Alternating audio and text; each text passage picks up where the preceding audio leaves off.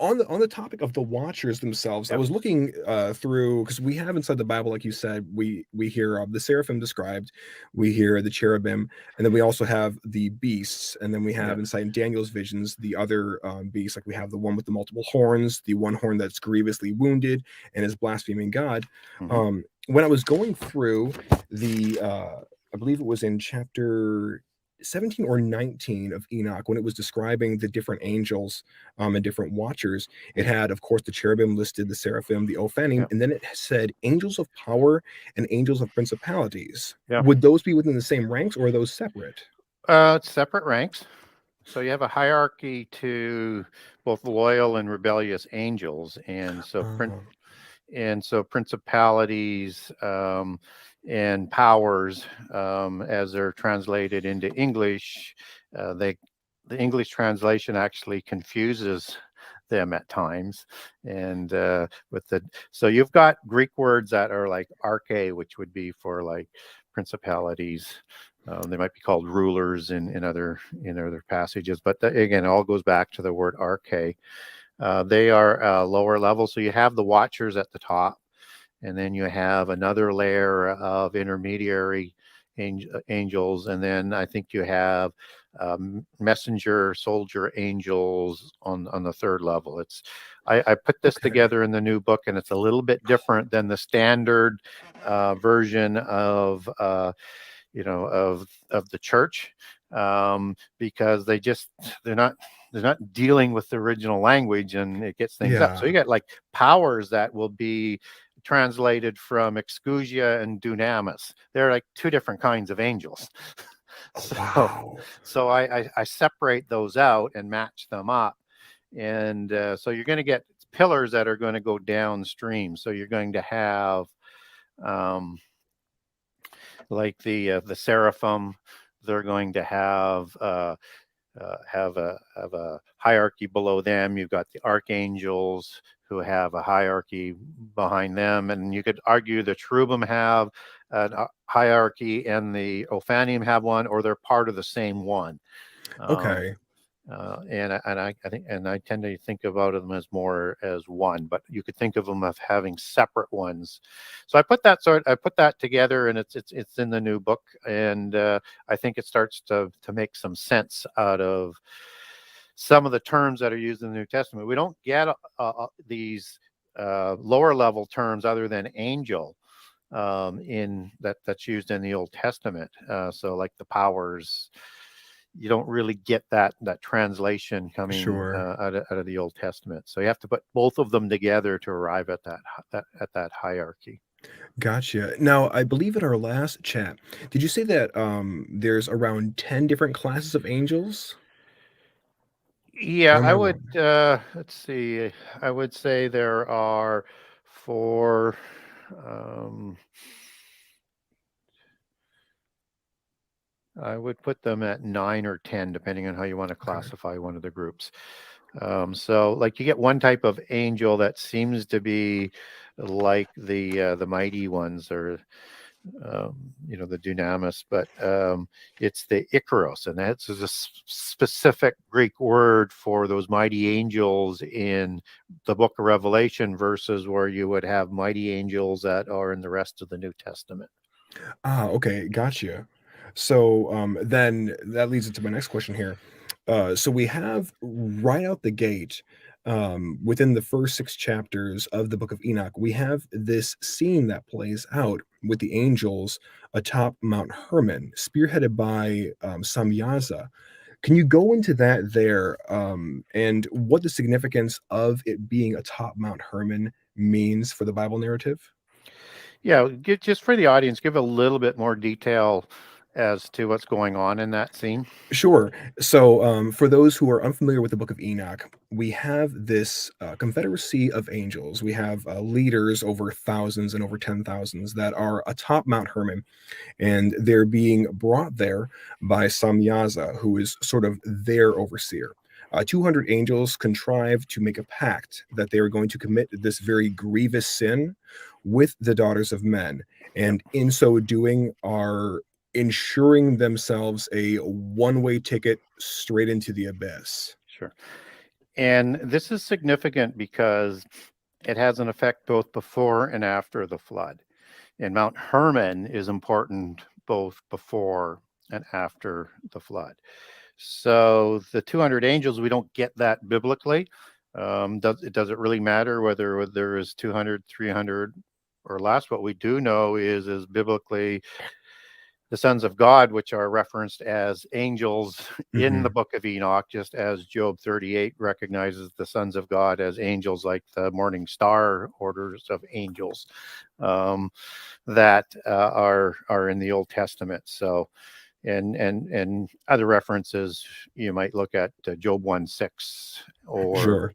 2:1, and you have stars and angels and host of heaven, sons of God, and angels used interchangeably and together in pairs at times throughout the Bible, connecting them all as that type of being. So when Mhm. we see the sons of God in Genesis 6, this is likely from the watchers that are described in Daniel 4. So everything sort of starts to tie together. And you have this oath that is being taken, and it's Harum anathema, as it's understood. It's the accursed oath of Mount Hermon to carry it out to the end, no matter the consequences. So it's an accursed oath, and it comes from the Hebrew word haram, Charam and em. There's several different variations or words that are all sort of interlinked. So we can take the words there and we can match them up biblically in the Old Testament. I do that in the new book for people. So sort of look forward to that comparative as well. And this is the oath based society that they are establishing before the flood. Now, Okay. if giants are recreated as opposed to surviving after the flood, but I guess if they survive, you're just carrying over the oath, or there's another oath that might be sworn on Mount Hermon with the Baalim, as we would understand that biblically, who are the ones accredited in the Ugaritic text for creating the Rephaim, right? Okay. As So part of the second incursion, they would have sworn a similar oath of Harum anathema, and the oath-based world is the world we swim in today. Just as we're told mhm. not to swear oaths because you're going to be held accountable for that. Yep, it's, takes it right back to Judges, with Jephthah's tragic vow, Yeah, and essentially taking an allowance that he really didn't have to do because God was already gonna give him victory. yeah, But that's really interesting. I wanna touch on one thing and then come right back to this. One of the big questions that's been arising a lot from our last talk together was, okay, well, if the Nephilim were all wiped out in the yeah, flood, then how do we have them back on the scene again? And sure, one of the things that I mentioned was that just because they were wiped out or all drowned in the flood, it does not preclude another potential sinning of angels. Because we do know yeah, that the fall that takes place wasn't the sin that Peter and Jude are describing in them disrobing of their yeah, outer bodies to copulate with human females. yeah. And I kind of cover this off in my book that there's different theories as to how they survived the flood, and I lean heavily towards second incursion because it just makes Mhm. more sense, and that It there's really a does. distinction between the Rephaim and the Nephilim, um, and probably in a lot of ways that we talked about in the last show. But I recognize that they could have survived the flood somehow. So there's two other kind of buckets that I sort of put in there, and one of them is somehow on another ark, and this is under the bucket of help from the fallen angels. Mhm. Well, and That they with have free 600 choice. flood myths over the world, like, you'd figure that, like, are all these people making this up? Yeah, and a lot of them are giant survival stories. So, like Mhm. the classic is the Epic of Gilgamesh that people like to beat Christians over the heads with, and saying that's the counterfeit story that shows up in the Book of Genesis, because if we have a longer, older standing manuscript or stone version of the Epic of Gilgamesh that dates back to minimum 2150 BC from the stones, but it's more Sumerian. But what I tell Christians is don't fall into those traps that the polytheists and the seculars who answer to the polytheists will lay out there. Of course, it's an older surviving manuscript because the Torah doesn't come down to Moses until about 1400 BC, 1400 to 1450. So it has to be older. It doesn't mean it's Yeah.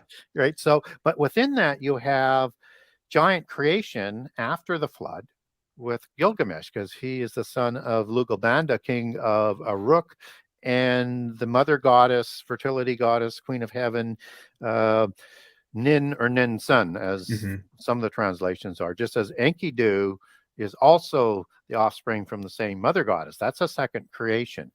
And so you also have a survival story there with the ark, because not only are Gilgamesh and Enkidu two-thirds god and one-third human, and Gilgamesh is described as 11 cubits tall, and as a king of Uruk, he'd be 19 feet tall and 7 feet wide at 4 cubits wide. So this was a giant. I mean, he's That's a not big just old boy taller, right he's there. not just a little stronger, he's a monster. Yeah. Even bigger than King Og would have been based on King Og's bed size. So you have Upnapishtim and all of his family, who are archetypical Nephilim picked by fallen angels with an ark supplied by fallen angels to survive the flood.